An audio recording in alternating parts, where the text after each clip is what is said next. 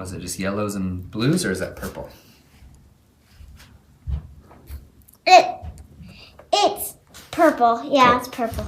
Homeschooling has long been an attractive option for parents who, for one reason or another, felt their children would be better off educationally if they received instruction at home, rather than in a traditional school classroom environment. Not surprisingly, the number of homeschooled, school-age students in Vermont more than doubled during the COVID pandemic, rising to about 5,500 students in the 2020-2021 school year. By the last school year, 2022-23, that number had declined to about 3,500 students, but that's still more than was the case pre-pandemic. This past summer, starting July 1st, the state legislature also eased up on some of the paperwork and administrative oversight of homeschooling. Now, families won't have to submit to the Agency of Education their annual teaching plans or end-of-year assessments. The agency was having difficulty monitoring them all and needed their staff for other tasks, they told the legislators. Going forward, parents won't have to submit their plans for the minimum course of study, as it's referred to, promising to provide at least 175 days of instruction for each student will be good enough. Tinfoil for heat and solar panels.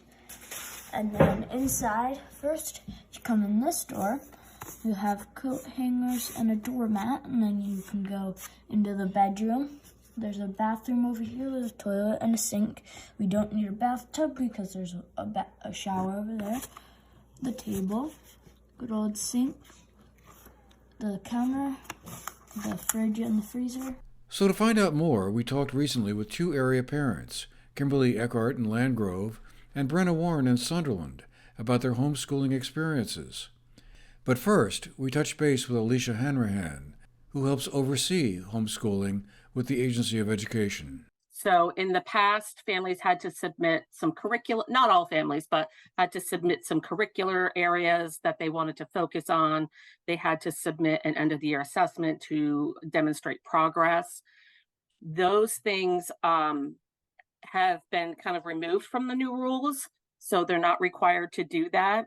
There is no test for a family to take. There's no requirements for sure. They just have to submit a couple of pieces of paper to say that this is what they're planning on doing in terms of, we want to homeschool our child or our children.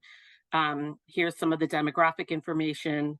And then a couple of other pieces of paper, and we're good to go. They really can do whatever it is that they want. We've never had any. We have specific areas, like you have to do math, you have to do science.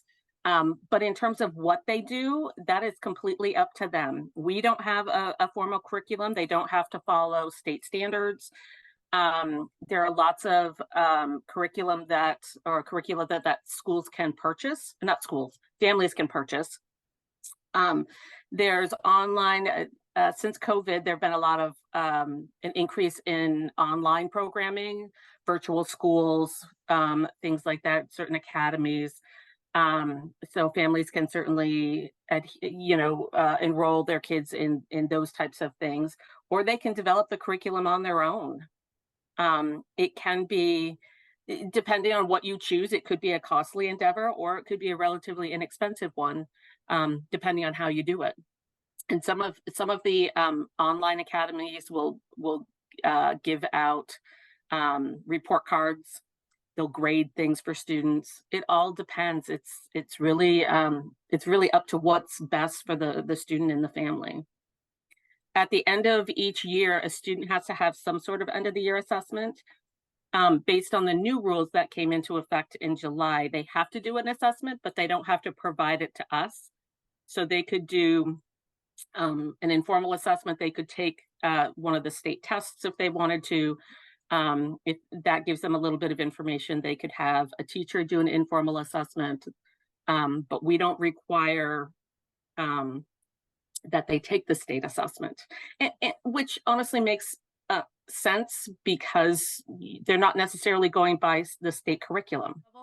I think a lot of families discover that they love teaching their kids at home. And it was just a great experience for the kids and the families. And there were so many different opportunities that they could avail themselves to. It wouldn't surprise me if there's if that uptick kind of stays around for a little while. I also think that the new rules make it it's not as daunting, I guess, to think about what you have to do for to satisfy the state level. In terms of the new rules, it makes it a little bit simpler, and gives people a wide variety of opportunities. Then we talked with Brenna Warren, who told us about her experience homeschooling during the pandemic. And we actually decided it's interesting because we had been considering homeschool prior to the pandemic. Probably the year before, I was a bit frustrated with traditional schooling, and it had nothing to do with the school specifically that my kids were in. They did a great job. It was a great little community. But kids are individuals. They all learn in different ways. They process in different ways. They need different things in order to thrive.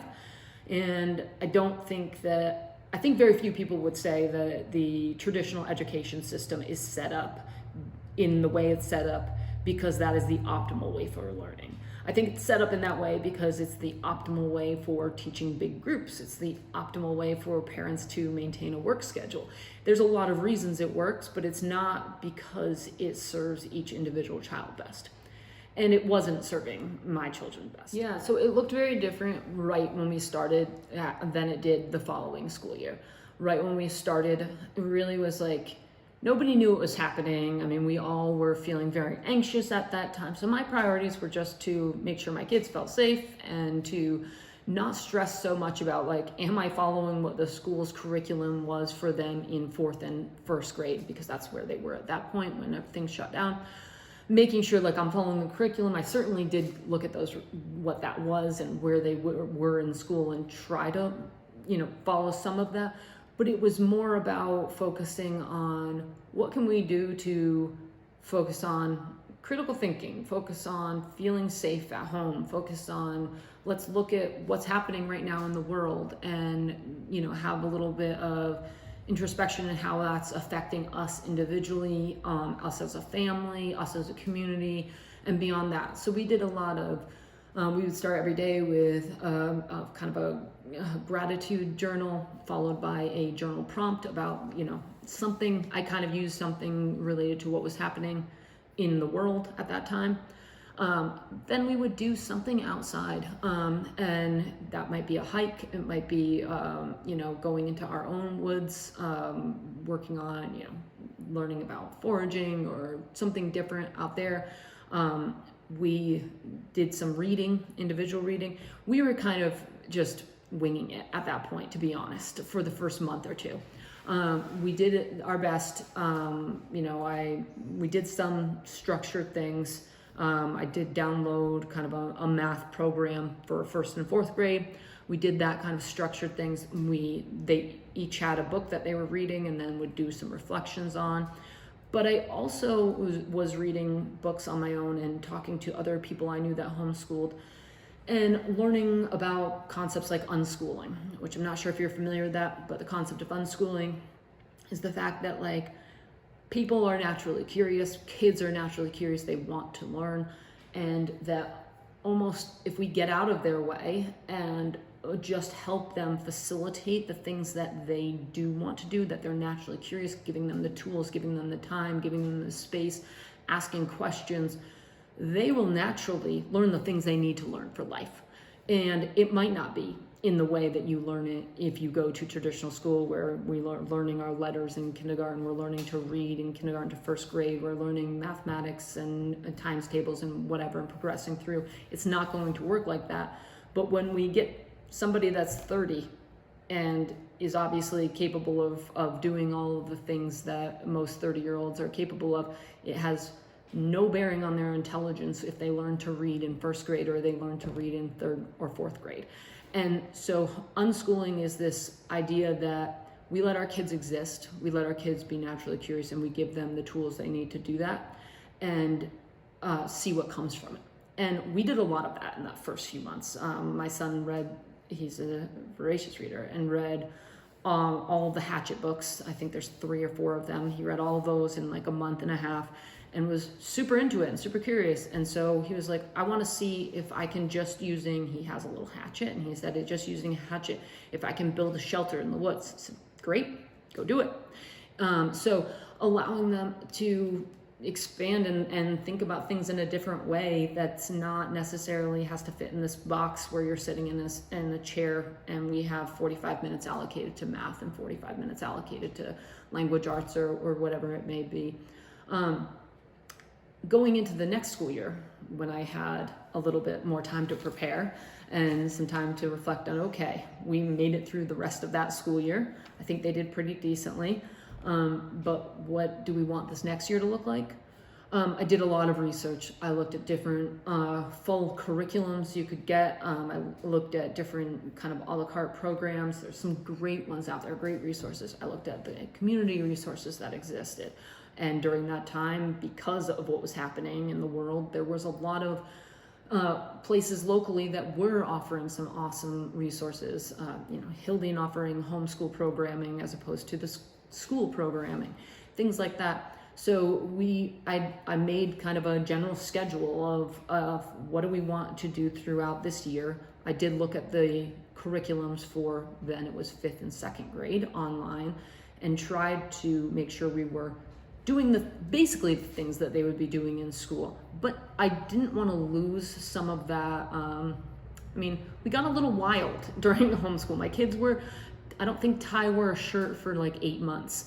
But there was something beautiful about that. There was something like raw and real, and they woke up excited to learn and didn't have to put on a shirt. The only thing I required from them in the morning was to brush their teeth, and then we could start, So there was some real just beauty in the raw learning and the curiosity and the fact that they were excited because they had some autonomy over what their education looked like. And I love that. So I didn't want to lose all of that. But in the second full school year, we would come to this office in the morning and we would get all of our have-to-dos done within a matter of probably 3 hours. And that consisted of, the stuff that you're probably not going to learn long division by building shelters in the woods.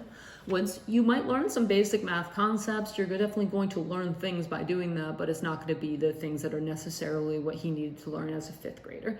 So we made sure to check those boxes here in the morning. And then in the afternoon, we would do things like go for long hikes or go into the woods and look for certain things that we were doing.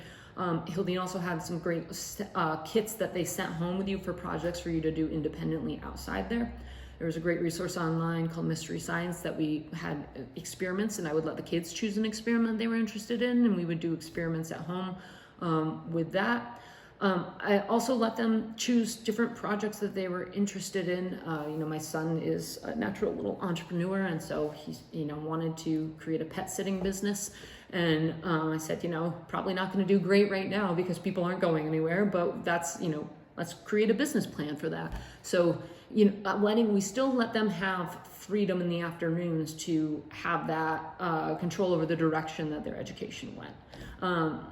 So that's what our day looked like kind of the second year. It was a little bit more structured. And finally, we touched base with Kimberly Eckhart, a parent from Landgrove, who is a current homeschooling parent. She went to school, the local elementary school for kindergarten, through the half year. And in 2020, when everything kind of closed down, we finished up at home. So for first grade, 2020-21, they were going to issue Chromebooks and everything's going to be online. But we're in Landgrove and we had no high-speed internet offered here. I think we had like a satellite internet at the time. So there was bad weather, you had nothing. So I called the school to say I have no high-speed internet. Can we get paperwork instead? And, to be quite frank, I didn't want my 6-year-old on the computer for that many hours a day anyway. And they said no. They said, this is all we're doing. So if you want to do something different, you can do it yourself. So I kind of took that as a challenge. I was like, fine, do it myself. I mean, it's first grade. I should be able to hack first grade math. So we did.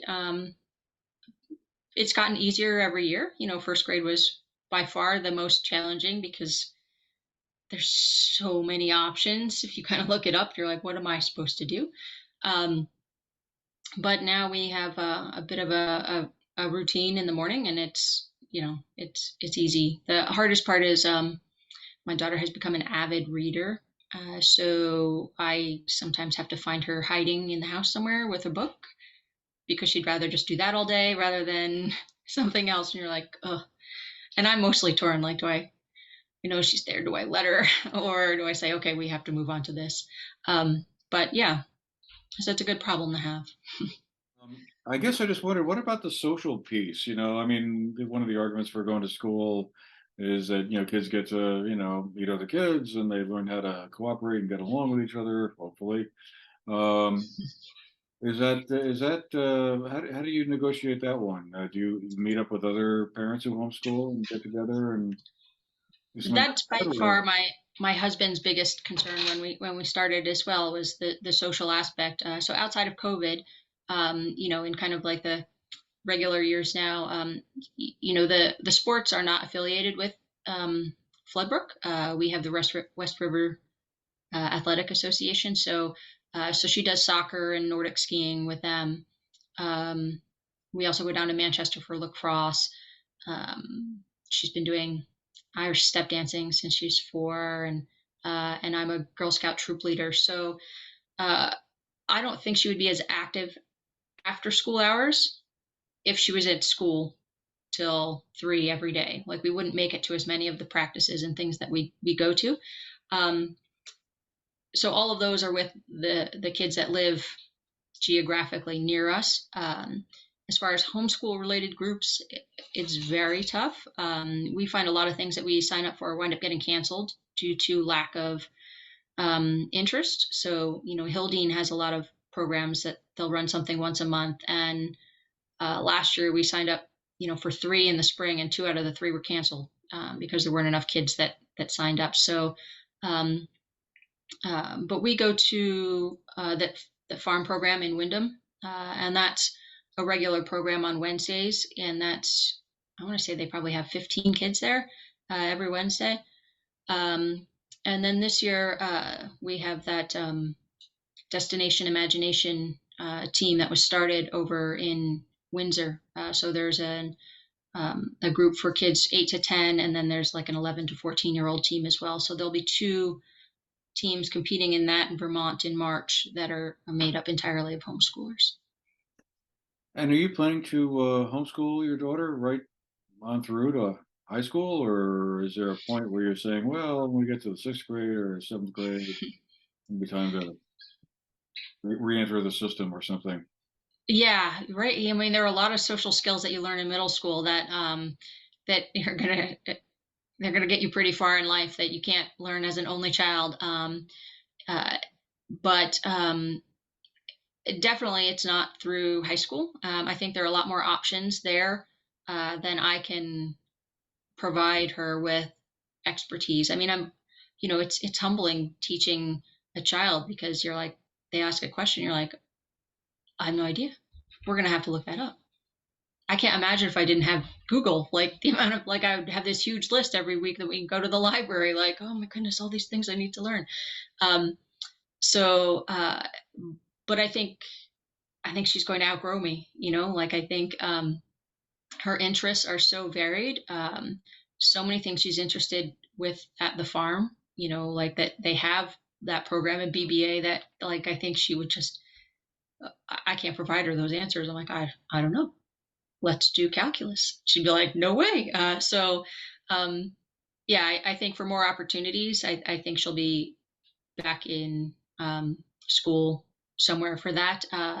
And middle school kind of depends on our activities, I think. It gives us a lot of freedom to travel during the school year, when everything is so much emptier and so much more pleasant. So I don't know at what point that will stop in exchange, basically just for social aspects, really, of middle school. But yeah, so our plan is she'll go back soon-ish. As with everything, finding the right combination of educational experiences for children, along with the right environment, either at home or in a school setting, are challenges every generation of parents confronts. No easy answers there. Homeschooling won't work for everyone, but it is another option. For the GNAT-TV News Project, I'm Andrew McKeever.